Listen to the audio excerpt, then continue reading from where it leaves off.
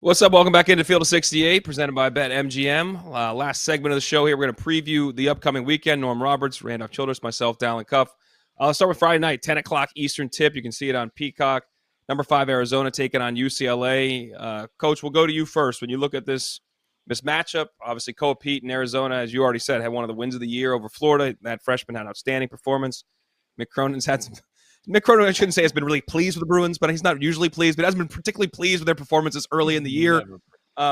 What are your thoughts on that game? Mick Cronin is the grouchiest guy in the country. Everybody knows that with him. He's the best guy, but he's the grouchiest person I've ever seen. I would tell you this: it's going to be very similar to Alabama playing against Purdue.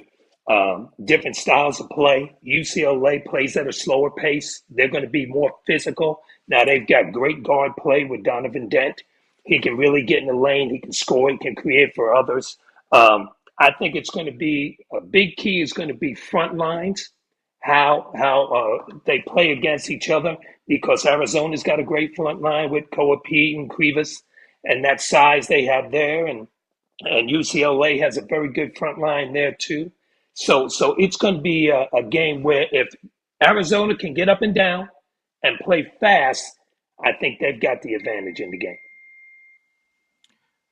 I think we got to see first if Donovan Dent's going to be healthy. He missed the last game with a muscle strain, so let's see if he comes back and actually plays in this game. Because if he doesn't, then I think UCLA, the Bruins, are in trouble. I think if he doesn't play, Yes. I know Sky Clark can fill the void, but he's a different guy. He's an All-American type of player, and I think it'd be difficult in this matchup without him.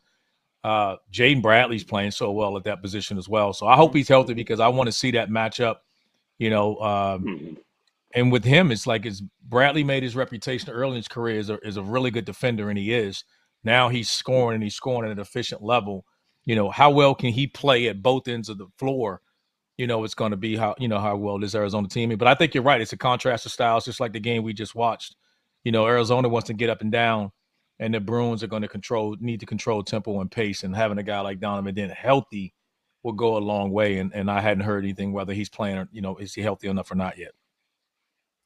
Yeah, I mean, Jaden Bradley. Go ahead, Coach. Jaden Bradley was a scorer. You know this, Randall. Yes. He was a scorer in high school. That's what he did. He scored and everything. So him doing what he's doing early on this year is really nothing new to him. That's something that he's always done. Yeah, I mean, the pace piece is obviously huge. One team's one of the fastest teams in the country, one's one of the slowest, and how they want to play. I'm interested to see Coa Pete. It's like his encore performance in a big stage in a big-time game. I thought Krivas and them did a good job of affecting Florida's guards. Now that their guards have been a little inefficient, but affecting their guards around the basket. I mean, whether they blocked a lot of shots, they altered a lot of shots, and how they protect the rim, I think, will be interesting. But Coa Pete's encore performance, I'm very intrigued in. And I think, obviously, a great game. It'll be kind of a semi-home game for UCLA. They're playing in the Intuit Dome, so it's in L.A. I imagine there's still going to be a lot of Arizona fans there in that building. That's a huge contingent of Wildcat fans out there in L.A., so should be an awesome game. Let's go to another neutral site game. Real quick,